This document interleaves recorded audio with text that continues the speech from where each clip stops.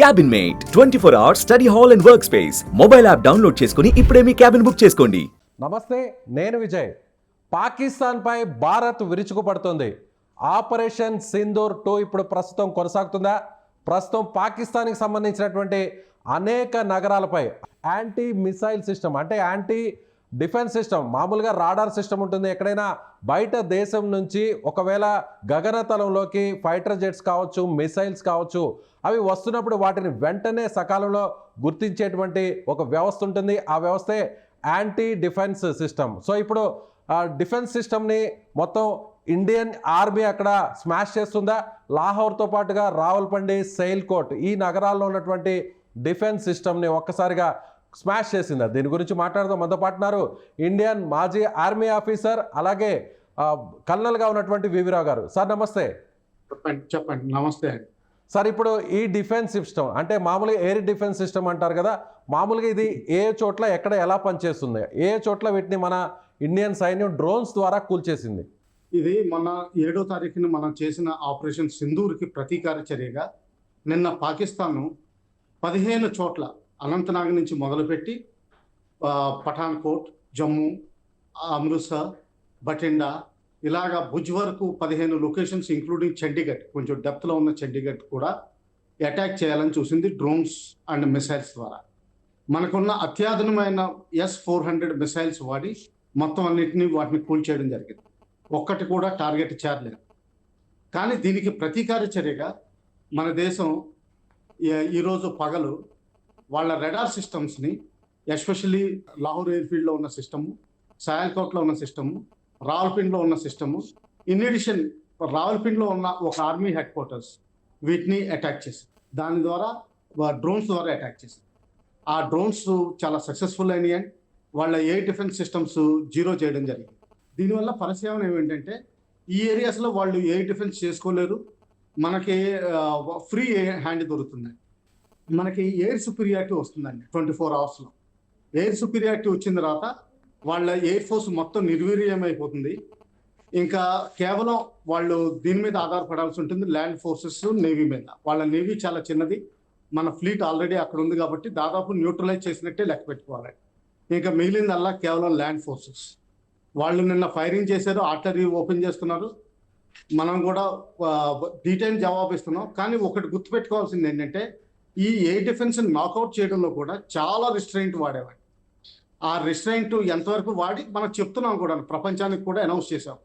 నిన్న జరిగిన 15 స్థావరాలు, ఇండియన్ స్థావరాల మీద, ఎస్పెషలీ ఎయిర్పోర్ట్స్ ఉన్న చోట, ఎక్కడైతే విమానాశ్రయాలు ఉన్నాయో, ఎక్కడైతే ఇండియన్ ఎయిర్ ఫోర్స్ ఆపరేట్ చేస్తుందో, ఎక్కడైతే ఎస్పెషలీ లేటెస్ట్ విమానాలు ఉన్నాయో, రఫేల్, MiG-29, Su-31 ఇటువంటి విమానాలు ఉన్నాయో, ఇటువంటి చోట్లే దాడి చేసింది. దానికి ప్రతీకార చర్యగా ఈరోజు ఎయిర్ డిఫెన్స్ సిస్టమ్స్ని న్యూట్రలైజ్ చేసినట్టు, పాకిస్తాన్ ఆర్మీ హెడ్ క్వార్టర్స్కి ఒక మెసేజ్ పంపుతున్నట్టుగా వాళ్ళ బిల్డింగ్ మీద కూడా దాడి చేయడం జరిగింది. అండ్ ఇది సక్సెస్ఫుల్గా జరిగింది. సో ఇది S-400 అంటే రష్యా నుంచి మనం దిగుమతి చేసుకున్నటువంటి ఈ యాంటీ డిఫెన్స్ సిస్టమ్ ద్వారానే పాకిస్తాన్ నుంచి వస్తున్నటువంటి ఈ మిసైల్స్ని మనం గాల్లోనే పేల్చేయడం జరిగిందంటారు. కొన్ని నిర్వీర్యం చేశారు. అంటే ఆ తర్వాతే మన ఇండియన్ ఆర్మీ మన డ్రోన్స్ ద్వారా నేరుగా అక్కడ ఉన్నటువంటి పాకిస్తాన్ ఎయిర్ డిఫెన్స్ సిస్టమ్ని క్లోజ్ చేశారనుకోవచ్చా? Yes, exactly. ఓకే. కానీ క్యాలిబ్రేటెడ్గా చేశారు. ఎక్కువ ఓవర్ అంటే ఎక్కువ చేయలేదు. ఇంకా మనకి క్యాపబిలిటీ చాలా ఉంది, అది చేయలేదు. ఓకే. అంటే ఇప్పుడు ఈ అటాక్ వల్ల మనకి ఎలాంటి యూజెస్ ఉండొచ్చు సార్? అంటే మనకి మిలిటరీ పరంగా, మిలిటరీ ఆపరేషన్స్ పరంగా ఇప్పుడు ఆ ఎయిర్ డిఫెన్సెస్ని మనం క్లోజ్ చేసాం చాలా ప్రాంతాల్లో. రావల్పిండి కావచ్చు, రాహుల్ కావచ్చు, మీరన్నట్టుగా ఇప్పుడు సైల్కోట్లో కూడా ఏకంగా పాకిస్తాన్ ఆర్మీకి సంబంధించిన ఆఫీస్ మీద కూడా అటాక్ చేసామంటున్నారు. దీనివల్ల మనకు వచ్చేటువంటి యూజెస్ ఏంటి? ఫస్ట్ థింగ్ ఏంటంటే మనం కన్వే చేసామంటే వాళ్ళ ఏవి ఎఫెక్టివ్ చేయనివ్వకుండా మన దగ్గర ఉన్న S-400 మనకున్న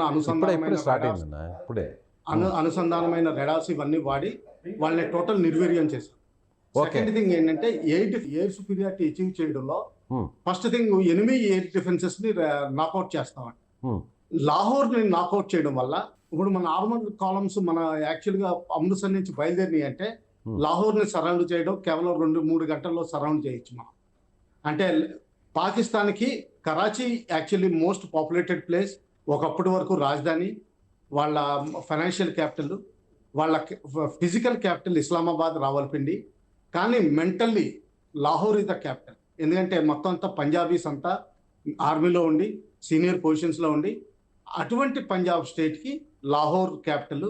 అది కేవలం 25 కిలోమీటర్స్ దూరంలో ఉంది మన వాఘా బోర్డర్ నుంచి. అక్కడ ఎయిర్ డిఫెన్సెస్ నిర్వీర్యం చేయడం ద్వారా మనం అటాక్ చేస్తే వాళ్ళ ఎయిర్ ఫోర్స్ ఏమీ చేయలేదు, మనం వాళ్ళని కౌంటర్ చేయగలం. అంటే కేవలం ల్యాండ్ ఫోర్సెస్ ద్వారానే ఒకవేళ మనం ఏదైనా ఆపరేషన్స్ చేసుకున్నా కూడా వాళ్ళు అడ్డుకునేటువంటి అవకాశం ఉంటుంది. కానీ మనం ఏదన్నా ఎయిర్ ద్వారా అటాక్స్ చేస్తే, అంటే ఫైటర్ జెట్స్ ద్వారా కావచ్చు, ఎయిర్ క్రాఫ్ట్ ద్వారా ఏదైనా మిసైల్స్ లాంచ్ చేసినా కూడా దాన్ని అడ్డుకునే వ్యవస్థ వాళ్ళ దగ్గర లేదంటారు ఇప్పుడు లాహోర్ కావచ్చు, రావల్పిండి, సైల్కోట్లో ఈ ఏరియాలో లేదు. తర్వాత ఇంకోటి ఏంటంటే కేవలం ల్యాండ్ ఫోర్సెసే కాదు, మనం కావాలంటే లాహోర్ ఎయిర్పోర్ట్ కానీ మన పారాట్రూపర్స్ని వాడి డైరెక్ట్గా అక్కడ ల్యాండ్ చేయించి ఆ ఎయిర్పోర్ట్ కూడా మనం క్యాప్చర్ చేయొచ్చు. ఓకే, దానికి సైమల్టేనియస్గా ల్యాండ్ ఫోర్సెస్ పంపించవచ్చు. ఓకే. ఎంత దూరం ఉంటుంది సార్ ఈ ప్రాంతాలకి మన బార్డర్కి? ఎంత దూరం ఉంటుంది? మన బార్డర్కి కేవలం 40 కిలోమీటర్. ఏది లాహోర్? 25 కిలోమీటర్స్ అనండి. Okay. Rawalpindi? Rawalpindi around Poonch area నుంచి అరౌండ్ 90 కిలోమీటర్స్. ఓకే. సైల్కోట్? సేలకోట్ అయితే అనదర్ 25 కిలోమీటర్స్ అనండి మన జమ్మూ నుంచి. ఓకే. అదేవిధంగా పంజాబ్, రాజస్థాన్ ఈ ప్రాంతాల్లో, సరిహద్దు ప్రాంతాల్లో అంతా కూడా ఇప్పటికే అక్కడ రక్షణ వ్యవస్థ కూడా అంతా కూడా అలర్ట్ చేయడం జరిగింది. సాధారణ పౌరులందరూ కూడా రాత్రి అర్ధరాత్రి నుంచి ఉదయం 4 గంటల వరకు పూర్తిగా లైట్స్ ఆఫ్ చేసుకోవాలి. పోలీసులకు, రైల్వే సిబ్బందికి కూడా సెలవులు రద్దు చేశారు. ఎప్పుడైనా కూడా ఏం జరిగినా కూడా అలర్ట్గా ఉండాలి అంటున్నారు. ఇప్పుడే రాజ్నాథ్ సింగ్ గారు లైన్ లో అది టీవీలో వస్తున్నారు, లైవ్ కవర్ చేస్తున్నారు. ఆయన బోర్డర్ విలేజెస్ ఖాళీ చేయించమని, మిగతాది కూడా బ్రీఫింగ్ చేస్తున్నారు. సో ఒక రకంగా ఎస్ సార్, ఒక రకంగా ఈ పరిణామాలు చూస్తే యుద్ధం తప్పదు అనుకోవచ్చా? యుద్ధానికి సంబంధించినటువంటి ఒక స్టార్టింగ్ పీరియడ్స్ మనకి అలా ఓకే అయిపోయింది అనుకోవచ్చా? లేదండి, ఇంకా మనం లాంగ్ రోప్ ఇస్తున్నాం పాకిస్తాన్కి. మీరు ఇప్పుడు కూడా మారచ్చు. మీరు ఎప్పుడు మా నేషనల్ సెక్యూరిటీ అడ్వైజర్కి కాల్ చేసి చెప్తే ప్లీజ్ విరమించండి అంటే ఆ రోజున విరమించి చేయగలం. అందుకనే రాత్రి డోవల్ గారు కూడా మాట్లాడడం జరిగింది వాళ్ళతో. ఆ విధంగా లాంగ్ రోప్ ఎప్పుడు ఉందండి. కాకపోతే వాళ్ళు యూటిలైజ్ చేసుకుంటారా లేకపోతే మనతోటి తలపడతారా అన్నది వాళ్ళది పరిస్థితి.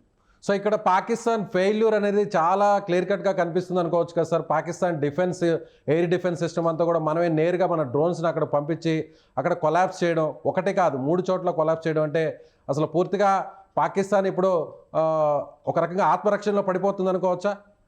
ఎగ్జాక్ట్లీ. తర్వాత ఇంకోటి గ్రహించాల్సింది ఏంటంటే మనం క్యాల్కులేటెడ్గా రిస్ట్రెయింట్ తోటి చేసాం. ఇంకా చాలా చేయగలం, చేయలేదు. ఇంతటితోటి కూడా ఆఫ్ చేసాం. దీని తర్వాత లాహోర్ని కూడా మనం టార్గెట్ చేయొచ్చు. లాహోర్లో ఉన్న కోర్ హెడ్ క్వార్టర్స్ని టార్గెట్ చేయొచ్చు. అక్కడ ఉన్న ఆర్మీ యూనిట్స్ చేయలేదు. మనం కేవలం రిస్ట్రెయిండ్గా చేసాం, అంటే మన క్యాపబిలిటీ చూపించాం. సో ఇప్పుడు లాహోర్ని, రావల్పిండిని చాలా ఈజీగా కూడా మన ఇండియన్ ఆర్మీ ఫోర్సెస్ క్యాప్చర్ చేయొచ్చు అంటారు ఈ పరిణామంతో. రావల్పిండి చాలా లాహోర్ ఏరియా నుంచి వెళ్తే దాదాపు 260 కిలోమీటర్లు పడుతుందండి 4 లేన్ నేషనల్ హైవేలో. లాహోర్ మాత్రం చాలా ఈజీగా క్యాప్చర్ చేసే, అంటే అట్లీస్ట్ సరౌండ్ చేసే అవకాశం ఉంది. అది మెగా సిటీ కాబట్టి క్యాప్చర్ అన్నది దాని డ్రిల్స్ వేరేగా ఉంటాయండి. అంటే సివిల్ పార్లెన్స్లో క్యాప్చర్ అనొచ్చు, కానీ మా మిలిటరీ సిద్ధాంతాల్లో కొన్ని రోజులు పడుతుంది. కానీ అక్కడున్న ఆర్మీ పోస్టులు అయితే మాత్రం చుట్టుముట్టచ్చు. Right sir, thank you so much. Thanks sir. So ఇది colonel, retired army officer V V Rao గారు చెప్తున్నట్టుగా ఇప్పటికే లాహోర్తో పాటుగా రావల్పిండి, అలాగే సైల్కోట్ ఈ ప్రాంతాల్లో మన ఇండియన్ ఆర్మీ ప్రయోగించినటువంటి డ్రోన్స్ సక్సెస్ఫుల్గా అక్కడ అటాక్ చేశాయి. సో పాకిస్తాన్ని ఎప్పుడైనా కూడా ఏం చేయడానికి కూడా మేము సిద్ధంగా ఉన్నాం, మీరు వెనక్కి తగ్గండి. పాకిస్తానే ముందుగా అటు పంజాబ్ కావచ్చు, రాజస్థాన్ ఈ ప్రాంతాల్లో కొన్ని మిసైల్స్ని ప్రయోగించింది. ఆ మిసైల్స్ని మనం అడ్డుకున్నాం. ఆ తర్వాతనే ఇవాళ మధ్యాహ్నం నుంచి కూడా లాహోర్ ప్రాంతం మీద, ముఖ్యంగా ఎయిర్ డిఫెన్స్ సిస్టమ్ మీద కూడా అటాక్ చేసామని చెప్పని వివి రావు గారు చెప్తున్నారు. సో ఎప్పుడైనా కూడా ఏమైనా జరగచ్చు. సో ఇప్పటికైనా కూడా పాకిస్తాన్ బుద్ధి తెచ్చుకోవాలి. భారత్ని ఇబ్బంది పెట్టే విధంగా, అంటే ఒక రకంగా భారత్ని నక్కలాగా వెనక ఉండి దెబ్బతీసేటువంటి ప్రయత్నాల్ని ఆపుకోవాలి. లేదంటే పాకిస్తాన్ని భారత్ ఎప్పుడైనా, ఏ సెకండ్లో అయినా, ఏ క్షణంలో అయినా ఏం చేయడానికైనా సిద్ధంగా ఉంది అనేటువంటి ఒక మెసేజ్ని దీని ద్వారా పంపించిందని వివి రావు గారు చెప్తున్నారు. Thank you so much.